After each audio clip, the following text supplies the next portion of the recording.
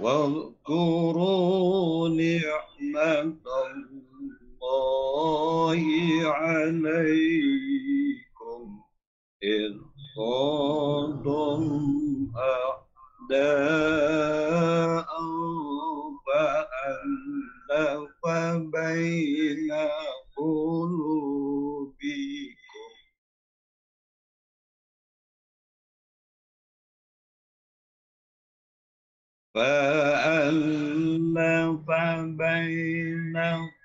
قلوبكم فأصبحتم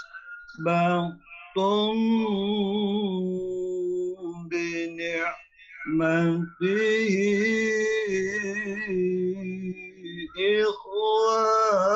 إخوانا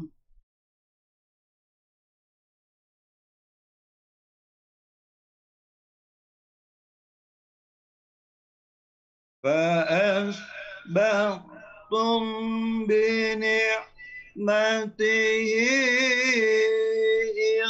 إخوانا وكنتم على شفا حفرة من النار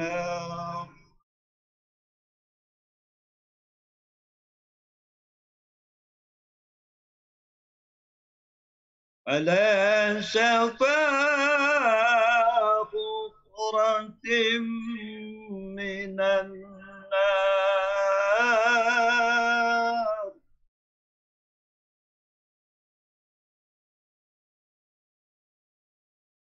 على شفا حفرة من النار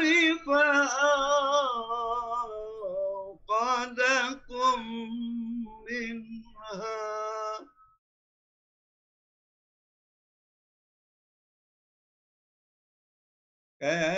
كذلك يبين الله لكم آياته لعلكم تهتدون.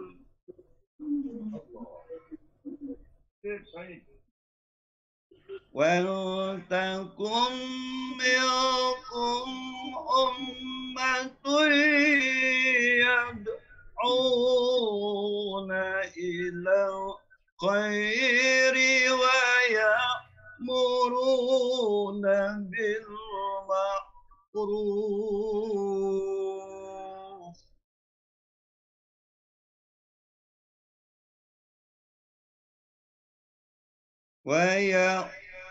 ويأمرون بالمعروف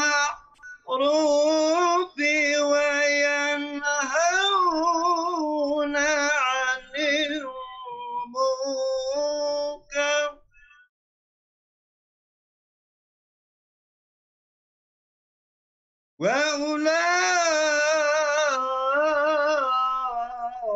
وأولئك هم المفلحون.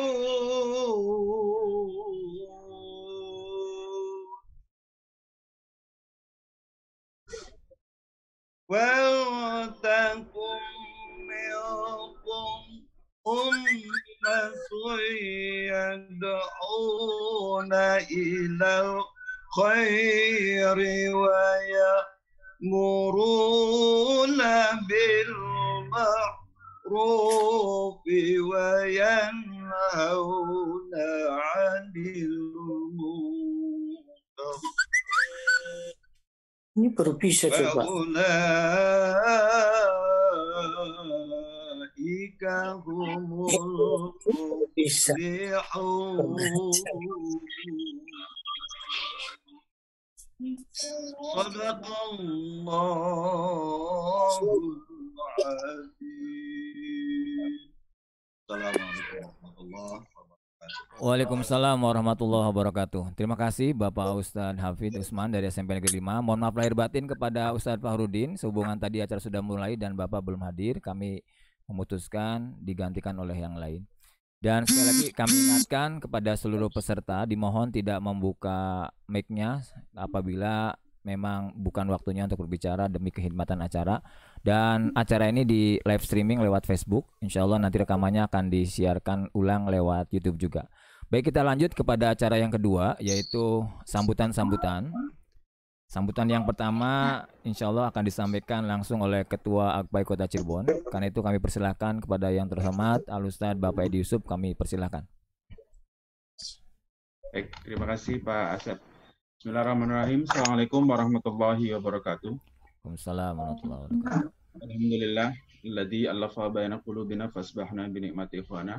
Asyhadu an la ilaha illallah, asyhadu anna Muhammadar Rasulullah. Allahumma shalli ala sayyidina Muhammadin wa ala alihi wa sahbihi. Yang terhormat Bapak Kasih Faiz, Kemenak Kota Cirebon, yang juga mewakili Pak Kepala Kemenak. Yang terhormat Pak Pokjawas beserta jajaran para pengawas. Siap. Yang terhormat para ketua KKG, FKG, dan MGMP.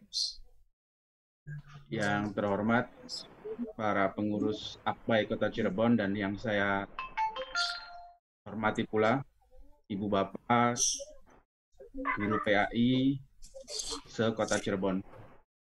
Syukur mari kita panjatkan kepada Allah atas semua limpahan nikmat yang telah Allah berikan kepada kita. Salawat dan salam semoga tercurah kepada uswatun hasanah baginda Rasulullah Sallallahu Alaihi Wasallam serta segenap keluarga dan para. Ada beberapa hal yang ingin saya sampaikan. Pertama, permohonan maaf baru bisa melaksanakan halal bihalal pada hari ini, dan mungkin hari ini sudah tidak termasuk bulan Syawal karena kemarin-kemarin saya melihat Bapak Ibu sangat disibukkan dengan urusan rapot sehingga baru sekarang ini kita bisa melaksanakan. Terima kasih kepada semua pihak yang sudah membantu sehingga acara pada pagi hari ini bisa berjalan dengan baik. Sedikit saya informasikan terkait polemik, mungkin kemarin ada wacana bahwa pendidikan agama akan digabung dengan PKN. Kita di Akbai sudah bereaksi cepat. Waktu 2 hari yang lalu kita sudah bertemu dengan BSNP, dengan Kemenak, dan juga dengan Komisi 10 untuk menyuarakan suara dari guru-guru agama yang menolak digabungkan dengan pelajaran PKN, ya, karena bagaimanapun juga nilainya pasti berbeda. Dan mudah-mudahan ini bisa diseriusi sehingga wacana itu tidak sampai terrealisasikan. Itu mungkin yang bisa saya sampaikan, dan kami dari Akbai mengucapkan taqabbalallahu minna wa minkum minal aidin wal faizin, walaupun agak terlambat, tapi mudah-mudahan semangat Idul Fitrinya masih terasa sampai sekarang. Itu saja, terima kasih. Assalamualaikum warahmatullahi wabarakatuh. Waalaikumsalam warahmatullahi wabarakatuh. Terima kasih kepada Bapak Ketua Akbai Kota Cirebon. Sekali lagi kami ingatkan demi ketertiban acara dimohon tidak membuka mic-nya karena crowded sekali nantinya, dan saya juga menjaga tampilan karena ini live Facebook supaya semua foto bisa terlihat bagus, jadi tidak mungkin meminta untuk mengunmute terus. Baik, kita lanjut pada acara berikutnya, yaitu sambutan yang kedua yang insya Allah akan disampaikan langsung oleh Bapak Kasih Kemenak Kota Cirebon sekaligus mewakili Bapak Kepala Kantor Kementerian Agama Kota Cirebon. Tafadhol Pak Kiai.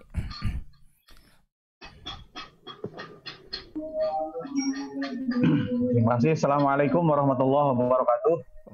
Waalaikumsalam warahmatullahi wabarakatuh. Ini mohon maaf, mungkin suaranya agak bising. Kebetulan ada acara tahlilan di Masjid Kementerian Agama. Sehubungan kemarin ada salah seorang staf Bimas Islam, Ibu Nunung, yang telah meninggal dunia. Agak bising kedengarannya mungkin ya? Cukup Pak, bagus Pak. Bagus. Ya. Oke, terima kasih kalau bagusnya. Bismillah, alhamdulillah, assalatu wassalamu ala rasulillah wa ala alihi wa ashabihi wa mawalah, la haula wa la quwata illa billah. Asyhadu an la ilaha illallah wahdahu la syarikalah wa asyhadu anna muhammadan abduhu wa rasuluhu la nabiyya ba'dah. Amma ba'du.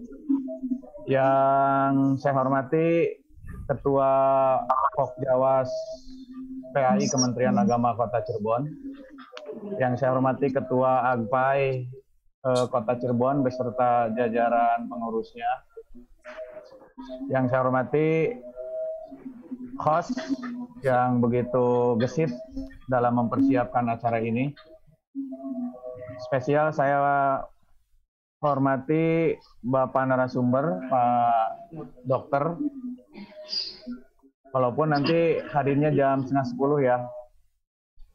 Alhamdulillah, bersyukur kepada Allah kita bisa berkumpul dalam Zoom meeting ini bertatap wajah melalui layar kaca, layar Android masing-masing, dengan seluruh guru PAI yang bisa mengikuti acara ini dari mulai jenjang TK, SD, SMP, SMA, SMK, dan Bapak Ibu para pengawas PAI Kota Cirebon. Pertama, saya menyampaikan permohonan maaf dan permohonan maaf dari Bapak Kepala Kantor Kementerian Agama yang tadi pagi kontak saya karena beliau kemarin sudah siap, sudah oke akan bisa hadir dalam acara ini. Namun beliau lupa di jam yang sama hari ini ada acara pernikahan.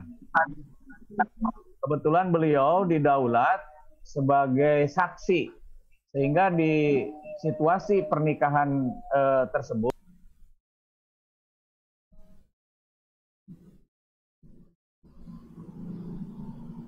Dibuka dulu pakai unmute-nya. Kang Mut tadi, mohon maaf. Nah, ya.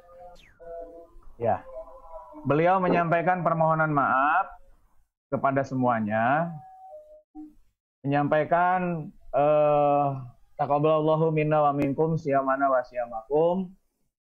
Mohon maaf lahir batin, selamat merayakan Hari Raya Idul Fitri, walaupun tadi kata Ketua Agbai sudah terlewat. Sudah mau. Tapi alhamdulillah hari ini saya melihat kalender Kementerian Agama masih bulan Syawal, Pak Ketua. Pas tanggal 30 sekarang. Masih pas. Jadi masih dalam suasana Syawal. Selanjutnya ada beberapa pesan yang disampaikan oleh Bapak Kepala Kemenag yang harus saya sampaikan kepada Ibu dan Bapak seluruh warga guru PAI, baik guru PAI maupun pengawas PAI. Pertama, beliau menyampaikan bahwa situasi dan kondisi COVID-19 ini berdampak kepada semua kegiatan yang ada di Kementerian Agama.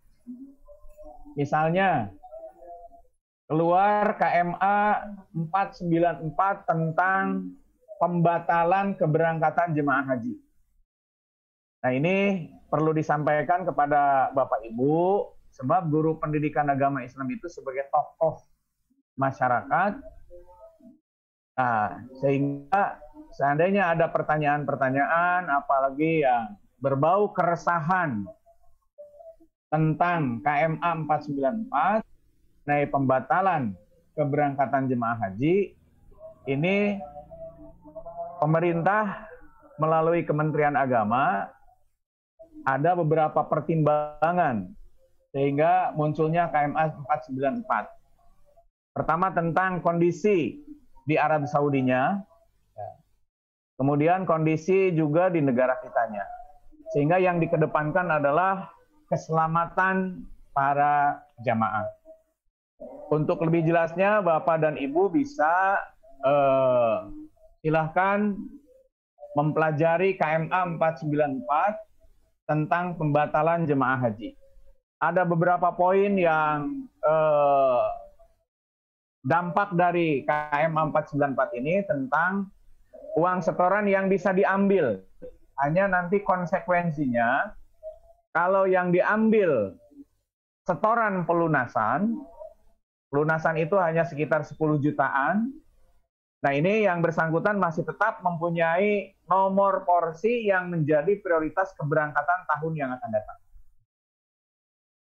Nah, kemudian apabila diambil semuanya, nah sehingga yang bersangkutan kehilangan nomor porsi. Ya, kehilangan nomor porsi, harus daftar kembali menjadi calon jamaah dari nol lagi. Begitu. Kemudian kalau misalnya tidak diambil, ya, tidak diambil semuanya, itu insya Allah akan aman dan keuangan hasil dari jasa yang ini kan oleh BPKH Haji, ini insya Allah akan dikembalikan kepada jamaah. Nanti 1 bulan sebelum pemberangkatan jemaah haji. Kemudian yang kedua, ini yang terbaru ada surat edaran nomor 15, edaran Kementerian Agama, ini tentang penyelenggaraan kegiatan di rumah ibadah. Intinya, kegiatan di rumah ibadah ini adalah harus memperhatikan protokol pencegahan COVID-19. Seperti ada pemeriksaan kesehatan awal, diukur suhu, kemudian cuci tangan, hand sanitizer, memakai masker, dan lain sebagainya. Itu ada di surat edaran nomor 15 mengenai kegiatan di rumah ibadah, ya, tidak hanya di agama Islam sebetulnya, ya, masjid, musola, tapi juga umat-umat agama yang lainnya. Kemudian yang terbaru sekali, ini ada surat edaran nomor 31 tahun 2020. Nah, ini tentang penyembelihan hewan kurban. Ini pas sekali dengan ibu bapak yang barangkali di sekolahnya tetap akan menyelenggarakan kegiatan penyembelihan hewan kurban. Ini nanti bisa dibaca di surat edaran nomor 31 tahun 2020. Di situ ada panduan penyembelihan hewan kurban pada situasi COVID-19. Nah, intinya ada selain dengan kaifiat pelaksanaan kurban, ditambah dengan SOP COVID-19. Ada jaga jarak, ada menggunakan APD, ada pemeriksaan kesehatan awal, cuci tangan, dan lain sebagainya. Itu ketentuan-ketentuannya ada di surat edaran nomor 31 tahun 2020. Ibu bapak hadirin yang saya hormati, itu beberapa pesan yang dititipkan kepada saya dari Bapak Kepala Kantor, dan mudah-mudahan tidak mengurangi rasa hormat beliau, respek beliau terhadap guru PAI, ya. Dengan ketidakhadiran beliau, insya Allah beliau sangat respek dan sangat antusias terhadap kegiatan guru PAI. Saya mengucapkan terima kasih kepada AGPAI yang telah menggagas kegiatan halal bihalal virtual dan diskusi kesiapan anak, ya, dalam menghadapi new normal ini. Kemudian saya juga beberapa saat yang lalu pada bulan Ramadan, lagi-lagi ini dipelopori oleh AGPAI yang telah sukses mengadakan kegiatan peduli terhadap rekan-rekan kita yang masih berstatus guru tidak tetap. Ini luar biasa sambutan dan respon dari berbagai pihak tentang kegiatan peduli terhadap guru-guru honorer ini, sehingga mendapat respon yang sangat luar biasa dari berbagai pihak, termasuk dari pimpinan kita, baik yang ada di Kementerian Agama Kota Cirebon maupun yang ada di kantor wilayah Kementerian Agama Provinsi Jawa Barat. Sekali lagi saya mengucapkan apresiasi dan penghargaan yang setinggi-tingginya kepada AGPAI yang telah terjun, ya, singkil, turun tangan untuk mengadakan kegiatan-kegiatan seperti tadi. Terus isu yang terakhir mengenai penyatuan atau integrasi antara mata pelajaran pendidikan agama dengan PPKN, itu kita ketahui di media sosial sudah banyak merebah, bahkan sudah ada press release dari Kementerian Pendidikan dan Kebudayaan yang sesungguhnya itu masih dalam tahap bahan FGD, Focus Group Discussion. Tapi alangkah tepatnya kalau misalnya AGPAI ya, yang sudah langsung terjun meminta klarifikasi atau tabayun kepada Kementerian Pendidikan dan Kebudayaan, kemudian dengan Komisi 8, ini luar biasa memberikan masukan-masukan agar mata pelajaran pendidikan agama dan PPKN tidak diintegrasikan karena memang berbeda, ya, berbeda materinya, mungkin juga berbeda metodologinya, berbeda gurunya serta keahliannya. Ya, nanti kalau misalnya guru PPKN ngajar PAI, ya itu rada mending kalau misalnya guru PPKN-nya sudah dibekali dengan kompetensi profesional gitu ya tentang pendidikan agama, tentang nilai-nilai agamanya. Nah, kalau misalnya kurang, ini akan menjadi permasalahan di masa yang akan datang.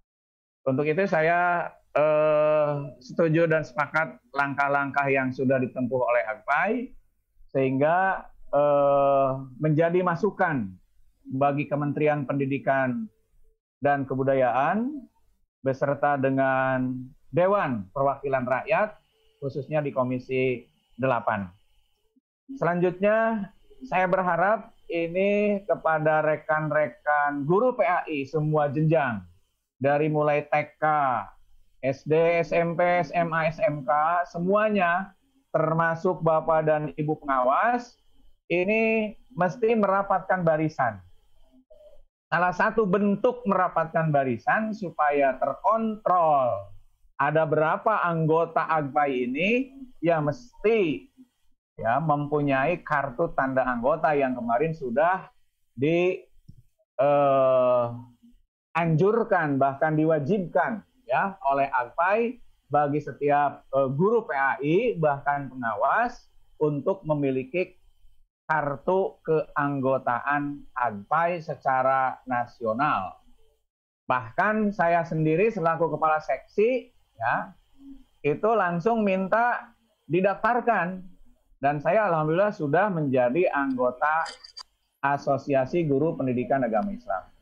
Ya, tidak hanya saya di Kota Cirebon, di kabupaten kota lain pun akhirnya banyak kasih PAI yang menjadi anggota AGPAI. Walaupun memang belum semuanya 27 kabupaten kota kasihnya masuk anggota AGPAI. Jadi sekali lagi mohon Ibu dan Bapak, guru-guru PAI yang belum memiliki kartu keanggotaan AGPAI, tolong segera dibuatkan. Bapak Ibu yang sudah membuat kartu anggota AGPAI, ya, guru PAI ataupun pengawas PAI, alhamdulillah. Dan saya ucapkan terima kasih ya selaku pembina AGPAI. Jadi kalau kompak, ya, ini kelihatannya senang begitu. Dan kepada Bapak Ibu pengawas, tolong diarahkan binaannya masing-masing, PNS maupun non PNS sama, ya. Ini data di EMIS itu ada 423 orang, Pak Ketua. Jadi kalau misalnya keanggotaan AGPAI Kota Cirebon itu harus, kalau full semua itu harus ada 423 orang begitu. Nah itu terkait dengan AGPAI dan kegiatan-kegiatannya. Yang terakhir yang ingin saya sampaikan dalam kesempatan ini berkaitan dengan layanan, ya. Layanan Seksi Pendidikan Agama Islam terhadap Ibu dan Bapak guru PAI termasuk ibu dan bapak para pengawas PAI. Pertama, ini mohon maaf khususnya kepada guru-guru PAI yang non PNS yang kemarin sudah lulus pretest, ya. Sudah lulus pretest itu kalau tidak salah ada 43 orang, ya, yang semula seharusnya ada kegiatan PPG di tahun 2020, ya, karena situasi COVID-19 akhirnya PPG tahun 2020 ini oleh Direktorat Pendidikan Agama Islam ditangguhkan dan diundurkan di tahun 2021. Jadi sekali lagi kepada rekan-rekan guru PAI yang non PNS, ini saya kelihatan hari ini banyak yang muncul, yang hadir mengikuti kegiatan ini, ya, yang sudah lulus pretest yang di Dukuh Puntang itu, ya. Ini kegiatan PPG-nya tahun ini ditangguhkan, diundur ke tahun 2021. Itu yang pertama. Kemudian yang kedua, ya, bagi guru-guru PAI yang sudah lulus PPG namun belum keluar sertifikatnya, ya, sertifikat PPG-nya, dan belum keluar SK Dirjennya yang terakhir, kalau tidak salah ada 3 atau 4 orang. Ini mohon maaf, ya, PPG-nya belum bisa dicairkan. Itu sama, ya, untuk yang non PNS.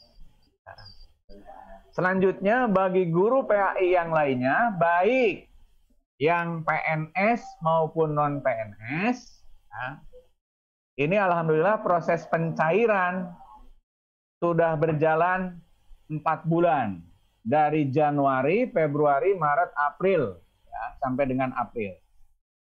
Ini awal bulan Juli, ya, kita sudah siap-siap, ya, untuk proses pencairan 2 bulan lagi, yaitu bulan Mei dan bulan Juni. Ya.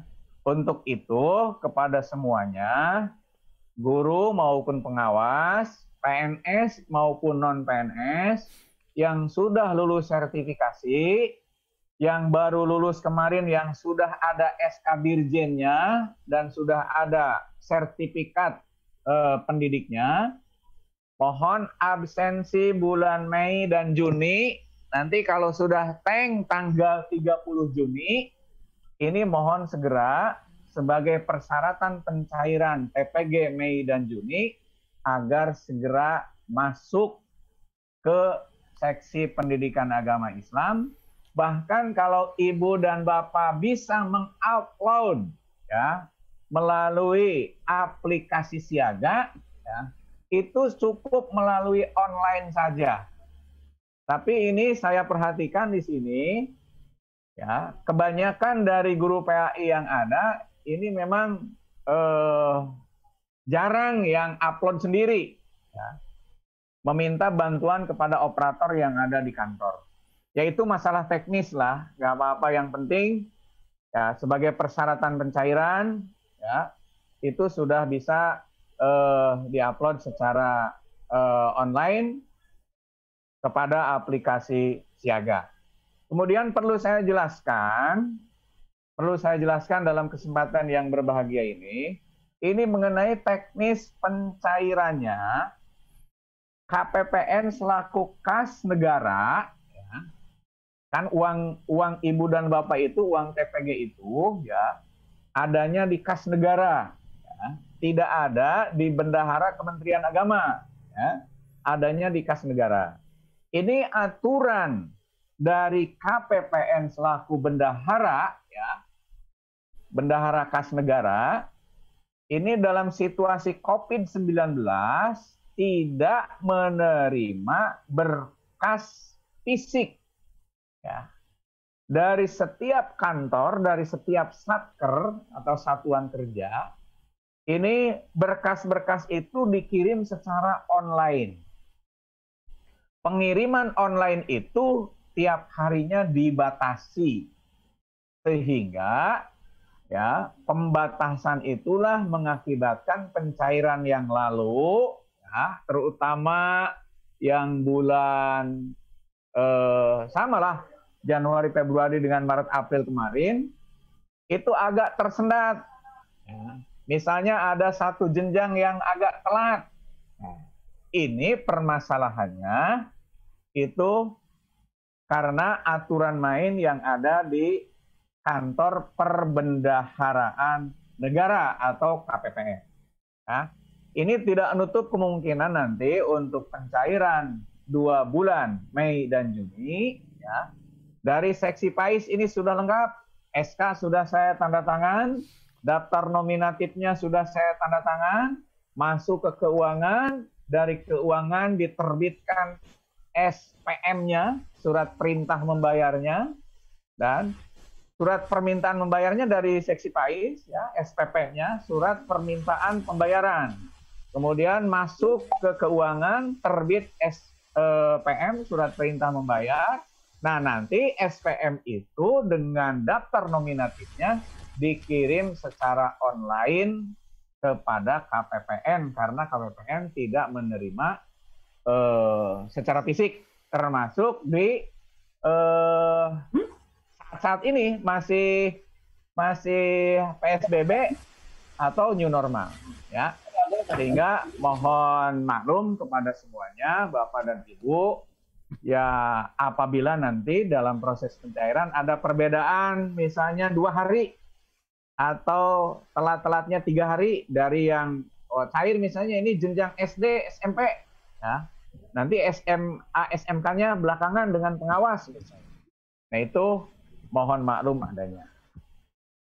Ibu dan Bapak yang saya hormati, itu terkait dengan pencairan.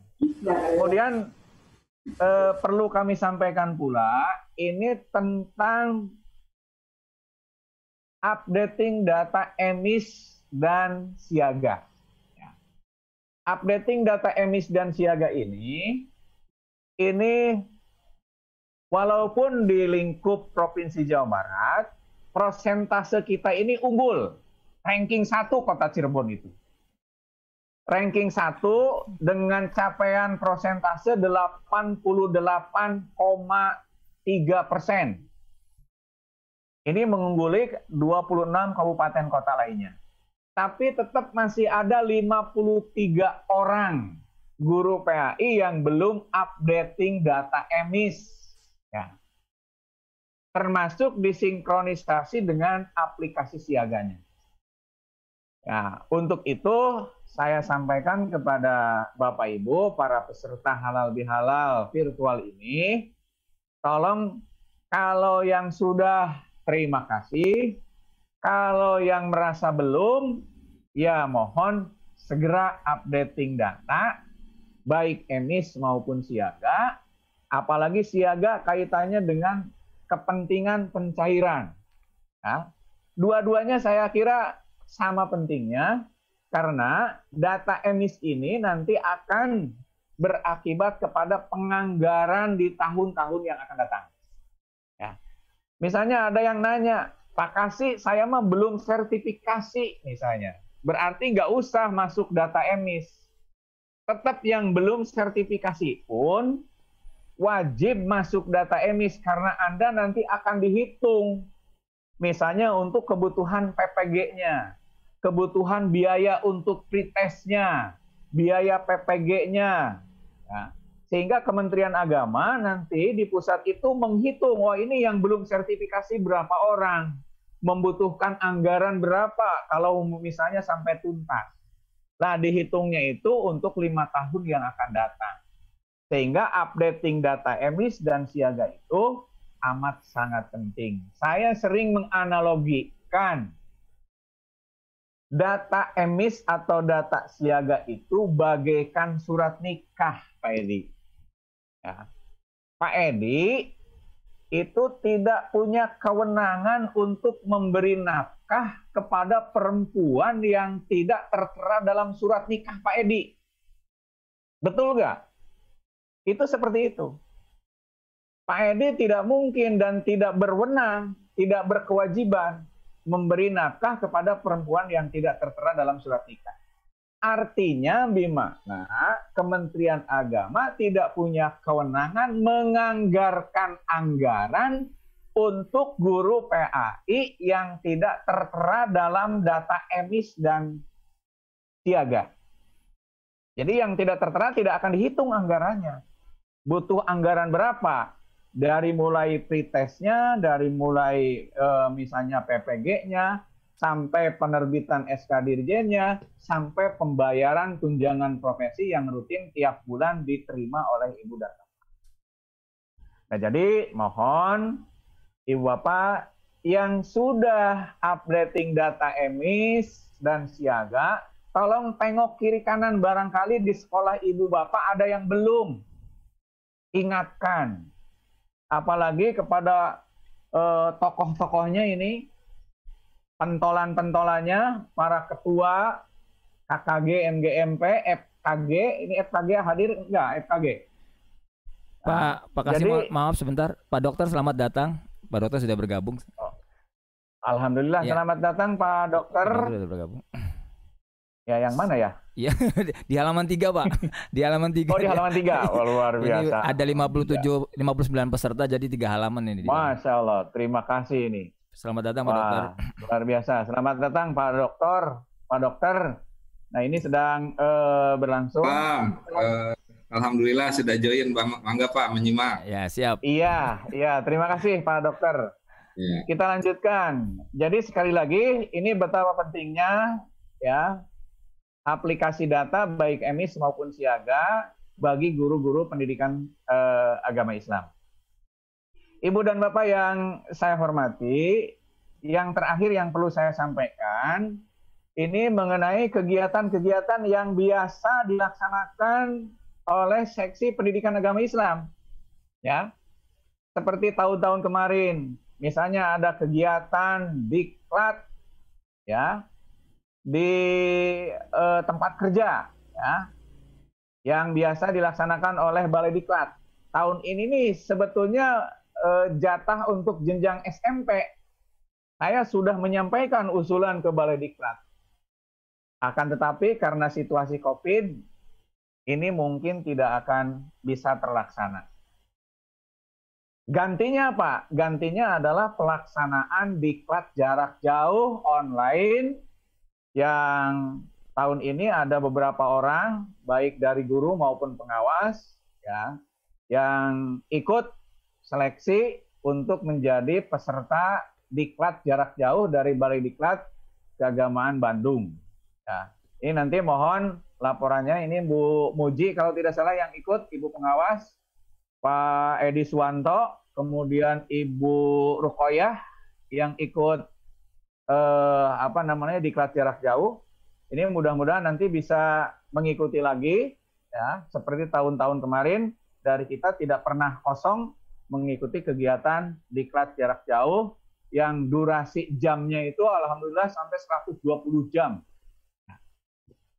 Kemudian kegiatan PKB, ya, peningkatan keprofesian berkelanjutan ke PKB yang tahun kemarin kita melaksanakan di Hotel Ayong, kemudian di Bunga Bangsa, dan yang dilaksanakan dengan IAIN, ya, kerjasama dengan IAIN Syekh Nurjati. Ini praktis situasi dan kondisi kalau misalnya sampai dengan bulan Desember masih seperti ini, ya. Ini kegiatan-kegiatan yang seperti itu mengumpulkan banyak orang. Ini tahun ini mungkin tidak akan bisa terlaksana. Hanya ada satu kegiatan yang harus menunggu komando dari pusat, ya. Ini mengenai Kemah Rohis. Ini untuk SMA SMK. Kemah Rohis yang semula kita akan dilaksanakan kalau tidak salah di ada tuh Barat. Oh ya, makasih Teh. Coba dengerin ada tuh. Ini Ada ini. sama masih menunggu situasi dan kondisi komando dari Kementerian Agama Ya kan? pusat maupun dari Kementerian Agama Provinsi Jawa Barat. Kegiatan-kegiatan lain pun ini banyak yang ditiadakan. Ya. Untuk itu kami sampaikan situasi kondisi layanan di kantor masih tetap berjalan. Ibu Bapak mau ada kepentingan, misalnya EMI ataupun siaga, staf kami di kantor masih ada terus melayani Ibu dan Bapak. Dan sistemnya dari mulai tanggal 15 ini, itu 50% WFH, Pak Dokter, begitu. Kemudian 50% WFO. Ya. Jadi kami punya staf ada 2 orang. Jadi tiap hari itu ada 2 orang yang standby di sini. Ya.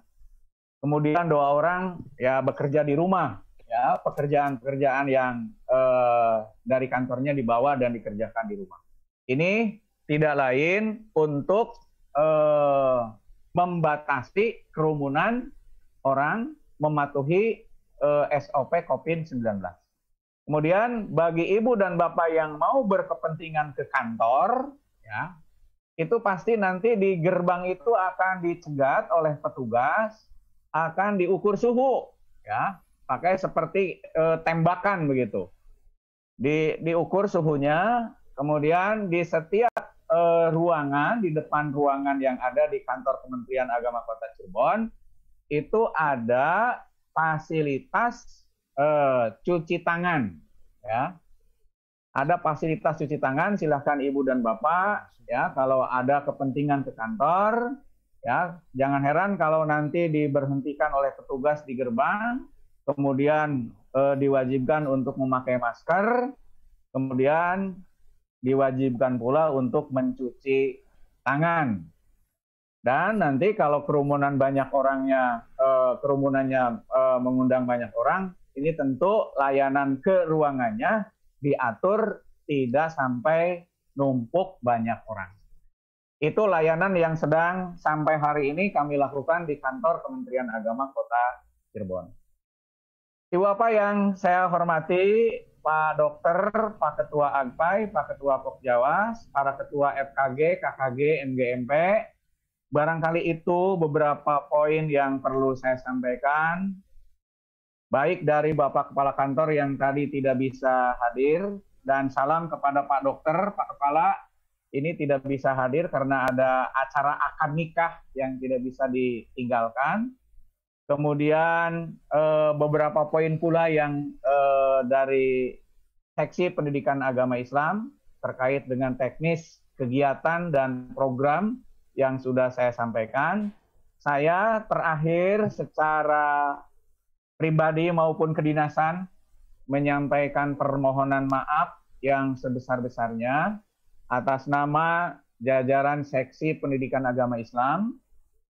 Barangkali selama melayani Bapak dan Ibu, guru pendidikan agama Islam, semua jenjang termasuk Bapak Ibu pengawas, ada kehilapan, ada kesalahan yang sifatnya manusiawi, melalui momentum bulan Syawal, ya, ini menyampaikan permohonan maaf yang sebesar-besarnya, mohon maaf lahir batin, taqabbalallahu minna wa minkum siyamana wa siyamakum, taqabbal ya karim, mohon maaf lahir dan batin. Dan kami akan terus melayani ibu dan bapak dalam situasi keterbatasan COVID-19 karena program dan kegiatan harus tetap berjalan dengan semestinya. Itu saja beberapa hal yang ingin saya sampaikan.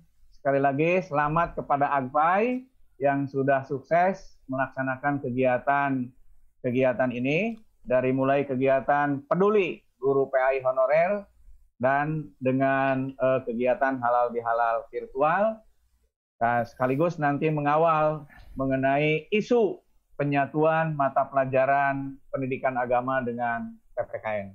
Itu saja, terima kasih. Assalamualaikum warahmatullahi wabarakatuh. Waalaikumsalam warahmatullahi wabarakatuh. Baik, terima kasih Bapak Kasih yang sudah berkenan memberikan sambutan sekaligus informasi-informasi penting buat kita semua. Dan kini kita tiba pada acara berikutnya yaitu diskusi ya. Namun sebagai pengantar diskusi kita akan mendengarkan terlebih dahulu paparan penjelasan tentang new normal dan sekolah ya, kesiapan siswa memasuki masa normal. Pak Dokter, Assalamualaikum Pak Dokter. Pak Dokter. Pak Dokter.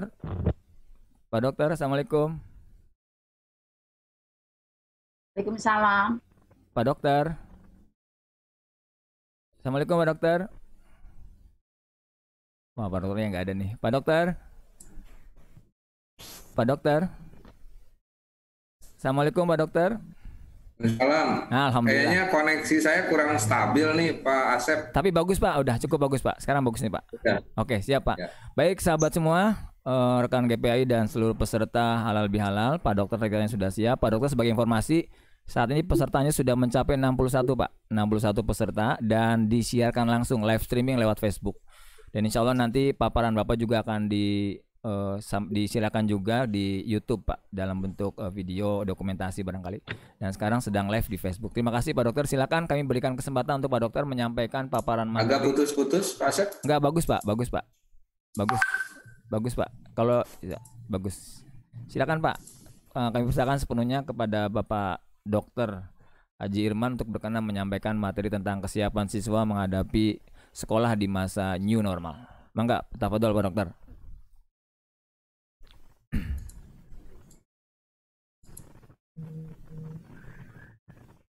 Assalamualaikum warahmatullahi wabarakatuh. Waalaikumsalam warahmatullahi wabarakatuh. Bagus Pak Dokter. Jelas ya? Jelas Pak Dokter, jelas. Alhamdulillahirabbil alamin wassalatu wassalamu ala Rasulillah. Asyhadu an la ilaha illallah, asyhadu anna Muhammadan abduhu wa rasuluh. Allahumma shalli ala sayyidina Muhammadin wa ala alihi wa sahbihi ajma'in. Alhamdulillah pada kesempatan ini berbahagia kami dari Ikatan Dokter Anak Indonesia diundang dalam pertemuan halal bihalal yang mudah-mudahan meskipun virtual tidak mengurangi makna dari silaturahim yang kita lakukan. Mohon maaf, saya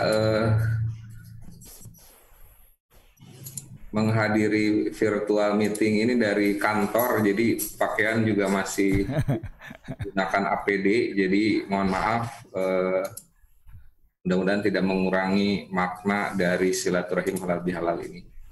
Saya mencoba menampilkan beberapa slide yang biasa kami sampaikan dalam beberapa forum. Saya sudah bisa berbagi slide? Bisa Pak, silakan Pak. Bisa Pak. Bentar. Kayaknya masih agak ini nih.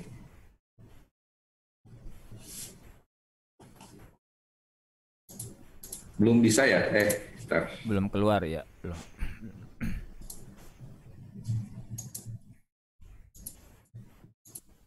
Belum di-able participant screen sharing, masih disable nih Pak. Jadi minta dibuka barangkali settingnya ya, untuk participant screen share. Sudah dicoba, belum bisa tampil Pak? Iya, siap Pak. Ya silakan. Sudah settingnya? Sudah multiple, sudah bisa. Oke, sudah bisa ya. Sebentar dicoba dulu.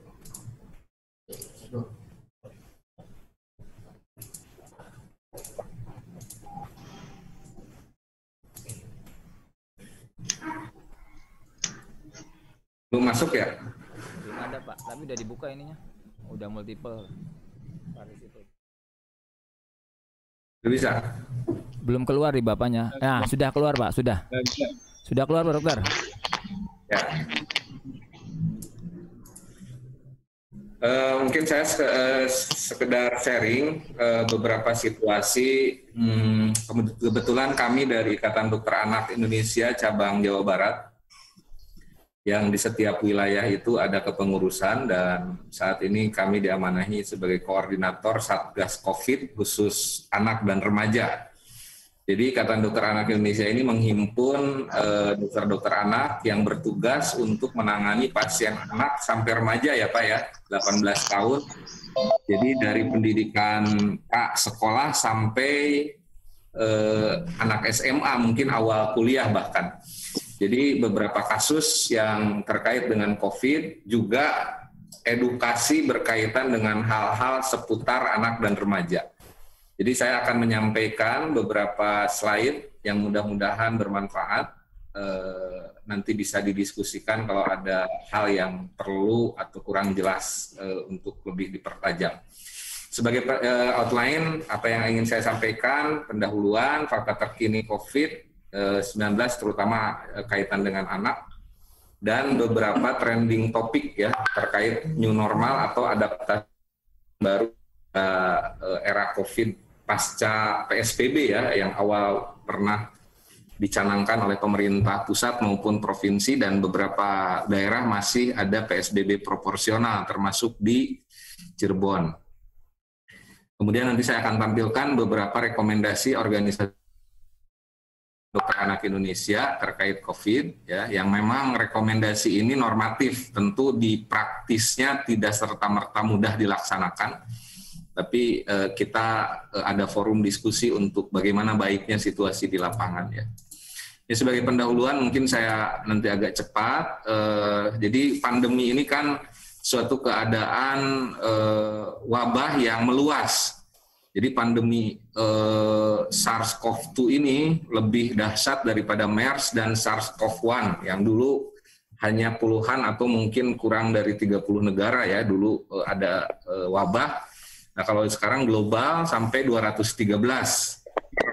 sehingga dinyatakan oleh WHO sebagai pandemi global. Per 20 Juni sudah lebih dari 8 juta lebih kasus dengan kesembuhan masih belum mendekati 90% seluruh dunia ya. Dengan jumlah yang wafat karena ini mendekati 500.000 secara global. Kemudian Indonesia juga sekarang masih menanjak terus. Ini Jawa Barat ada di urutan keempat yang membuat kita tetap waspada.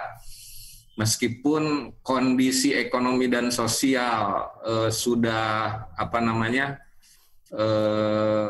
tidak betah lagi di rumah gitu ya, tapi tetap kita makanya kemudian ada adaptasi kebiasaan baru. Harus tetap waspada dengan perilaku-perilaku penting untuk mencegah penyebaran, terutama di komunitas atau di masyarakat luas ya. Ini kita juara pertama di ASEAN, di Asia Pasifik bahkan. Orang lain bisa melindungi warga negaranya, ya kita masih belum sanggup ya dengan negara kepulauan yang sangat besar, angkanya dahsyat. Penduduk kita itu 4 kali Thailand, tapi kematian yang ada hampir berapa kali nih? 60, mungkin 40 kali lipat ya, 40 kali lipat dari kematian Thailand. Jadi angka kasus yang positif pun sangat tinggi. Ya ini kaitan dengan sosioekonomi dan berbagai hal, pasti demografi juga berpengaruh. Sampai Indonesia saat ini masih dinyatakan sebagai danger zone bagi wisatawan secara aktivitas ekonomi maupun aktivitas sosial antar negara, termasuk daerah yang sangat diwaspadai atau diingatkan untuk tidak dimasuki dulu ya oleh berbagai komunitas dunia ya, sejajar dengan Ekuador, India, Meksiko, dan Eropa. Ada Swedia yang juga tidak memberlakukan lockdown ya. Ini juga agak unik nih, ada dinamika sosial yang terjadi di sana. Pada intinya kita belum aman dan perlu sikap yang bijak di tengah berbagai kontroversi, ada berbagai rumors, hoax, dan berbagai pro dan kontra terkait beberapa kebijakan. Dan memang pertimbangan pemerintah memang tidak yang membuat posisinya tidak bisa menjadikan hanya sektor kesehatan sebagai faktor pertimbangan, membuat masyarakat perlu terus diedukasi ya. Dan perlu kesamaan perspektif untuk hal-hal penting dalam situasi yang ada. Jadi dalam kondisi serba tidak ideal, bagaimana sikap kita untuk menyikapi pandemi ini. Ini khusus untuk anak dan remaja. Indonesia kasusnya lebih tinggi daripada negara-negara lain, mendekati 3%. bahkan diprediksi mendekati 5-7% kasus di Indonesia. Artinya jauh lebih tinggi dari negara-negara lain, termasuk di negara China yang awal angka kesakitan anak itu di bawah 2% total sampai remaja itu ya. Ini di Indonesia hampir 5.000 yang terkena, kita hitungannya PDP karena sebagian daerah tidak mampu melakukan yang kita jadikan patokan angka yang masuk rumah sakit dengan gejala gangguan nafas yang kita curigai persen COVID ya. Ini kondisi kita, ini data konfidensial milik Ikatan Dokter Anak Indonesia dengan Dinas Kesehatan Provinsi. Jadi angkanya cukup banyak untuk Ciayu Majakuning, Indramayu yang masih berada pada posisi kuning, yang lainnya biru. Biru ini sewaktu-waktu kalau kita tidak waspada, apalagi kaitan dengan sekolah, Bapak-Bapak Ibu di sini mungkin berkaitan ya dengan situasi pembukaan sekolah. Kita harus betul-betul waspada, jangan sampai sekolah ini menjadi klaster baru yang membuat posisi yang asalnya biru menjadi kuning kembali. Ini ada beberapa kabupaten yang masih pada posisi sangat waspada dan riskan, bahkan posisinya mendekati merah. Beberapa Bodemi ya, Jabodetabek, Bogor, Depok, Bekasi ini mendekati merah yang membuat tetap harus waspada dalam berbagai aktivitas sosial termasuk anak sekolah. Ini konteks kita ya, Ciayu Majakuning dan Kota Cirebon juga masuknya level biru. Dianggap cukup baik mengendalikan tetapi tetap beresiko untuk terjadi lonjakan ya. Apalagi di era kemudian masuk anak sekolah yang di beberapa negara yang sudah terbebas, sekolah ini menjadi pintu masuk lonjakan kasus kedua yang terjadi di Australia. Pada pekan pertama pembukaan sekolah, asalnya sudah 0 case, kasusnya 0. Kemudian pembukaan sekolah uji coba di 15 sekolah awal di satu daerah kota, ternyata positif lebih dari 10 kasus saat pekan pertama, sehingga kemudian diketatkan kembali. Itu adalah salah satu pembelajaran yang mungkin kita harus waspada juga dengan pembukaan sekolah. Ada beberapa anjuran Ikatan Dokter Anak yang sudah juga di-press release-kan, di Cirebon juga sudah beberapa kali masuk surat kabar. Pada intinya kami mendorong berhati-hati untuk menjaga anak-anak kita. Anak-anak ini adalah aset yang jumlahnya sangat banyak. Se-Jawa Barat itu kalau saya tidak salah, sepertiganya adalah anak sampai remaja. Jadi kalau penduduk Jawa Barat 15 juta ya, golongan umur anak dan remaja. Jadi dan mereka adalah golongan rentan yang mungkin mereka sehat tapi bisa menularkan ke orang tua dan lansia di rumah yang kemudian bisa menyebabkan tingkat fatalitas kasus pada dewasa dan lansia terutama. Dan ini ada beberapa anjuran yang memang anjuran ini sifatnya normatif. IDAI menganjurkan kegiatan belajar mengajar melalui jarak jauh sampai setidaknya terkendali dan dihitung secara epidemiologi yang paling aman untuk tatap muka itu setelah Desember 2020. Kami di organisasi Ikatan Dokter Anak, seluruh acara organisasi dilakukan secara daring sampai Desember sebagai bentuk konsistensi kita juga untuk memperkecil risiko penularan akibat kerumunan orang banyak ya. Jadi adapun offline yang sangat perlu paling dihadiri oleh setidaknya maksimal 10 orang dengan mekanisme rapat yang juga mengikuti protokol kesehatan. Jadi dimungkinkan offline tapi dengan sangat hati-hati dan tidak massal, dalam arti tidak terlalu banyak aktivitas yang masif bersamaan di satu tempat yang memperbesar resiko saling menularkan. Ini yang terakhir, anjuran yang dikeluarkan 17 Juni, jika anak saat ini sudah mulai digembar-gemborkan sebagai new normal, anak ini tetap dianjurkan sebisa mungkin di rumah, tidak membawa ke tempat umum, pusat rekreasi, pusat belanja, berkumpul ya. Jadi termasuk golongan rentan sama dengan lansia sebetulnya ini. Untuk yang berumur di atas 60 tahun pun sama ya. Protokolnya karena kerentanan, kalau orang lansia itu sudah menurun imunitasnya, kalau anak belum sempurna. Jadi sama-sama ada, kita menyebutnya locus minores atau titik lemah yang membuat mereka harus sangat hati-hati. Jikapun terpaksa dibawa keluar, didampingi orang tua, jaga jarak 2 meter, anak usia 2-18 tahun dianjurkan menggunakan masker, jika tidak bisa memakai face shield atau penutup ya. Menjauhi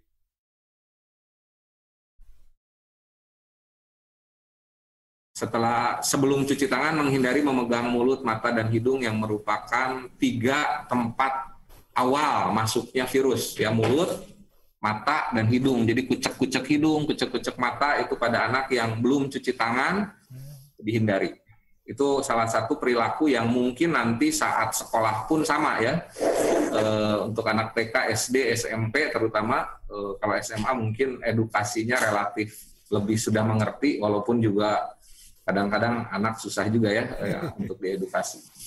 Jadi itu beberapa anjuran organisasi, dan ini ada dasar ilmiahnya secara medis, bahwa jaga jarak itu menurunkan dari 13% menjadi hanya kurang dari 3% penularan, tetap ada tapi sejauh menurun. Kemudian masker juga sama, dari 18%-an menjadi hanya 3%, eye protection dari 16-17% menjadi di bawah 5%. Jadi Bapak Ibu sebagai pendidik barangkali perlu juga meyakinkan bahwa ini sudah ada penelitiannya, dan perilaku-perilaku pokok untuk protokol kesehatan di era adaptasi kebiasaan baru, yang terpenting itu perlu dijaga oleh semua orang, termasuk anak-anak kita. Ini beberapa bentuk. Punten Pak Asep, ini waktunya berapa lama ya? Ya. Diingatkan kalau sudah terlalu lama. Ya, 5 menit lagi Pak Dokter untuk pemaparan. Ya, nanti akan tampilkan contoh-contoh. Ini trending topik anak terkait beberapa aktivitas. Ya, ada keputusan bersama tentang sekolah. Intinya sudah, ini SKB ini mungkin masih sangat umum ya, 6% di zona hijau boleh dilakukan tatap muka bertahap katanya ya. Barangkali yang kemarin sudah ikut YouTube bersama Mas Mendikbud dan beberapa menteri yang lain sudah dinyatakan bahwa di zona hijau pun petunjuk umumnya seperti ini. Saya tidak terlalu paham, dan ini berlaku juga untuk Kemenag di institusi pendidikan agama, aliyah atau sanawiyah. Intinya ketika misalnya kota Cirebon sudah dinyatakan hijau di bulan, katakanlah bulan Agustus, atau misalnya September ya, September sudah hijau, maka 2 bulan pertama hanya untuk mahasiswa, untuk siswa tingkat SMA dan SMP saja. Boleh buka selama 2 bulan. Kalau 2 bulan ini tidak ada kasus pertambahan masih hijau, maka bulan ketiga tingkat SD, MI, dan SLB boleh. Kemudian nanti bulan kelima dari sejak ditetapkan hijau, seandainya bisa dipertahankan hijau terus, maka bulan kelima PAUD, TK, Raudatul Atfal atau TK luar biasa baru boleh dibuka. Jadi ada penahapan yang menurut saya sudah jalan tengah, tapi memang real di lapangan pasti banyak dinamika yang tidak sesederhana yang dikonsepkan di atas ya. Di tiap kota pun pasti berbeda. Jadi hijaunya